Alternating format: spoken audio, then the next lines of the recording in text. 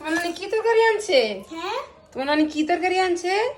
এই যে ছোট চিংড়ি মাছ দিয়া হুম। তারপরে এই যে জানি কি শাক কইলো পুঁই শাক। হ্যাঁ মনে হয় পুঁই শাক কইলো পুঁই শাক দিয়ে রান্না করছি এখন তো একটু সন্দেহ যাবো গো, তোমার খিদে লাগে নাই?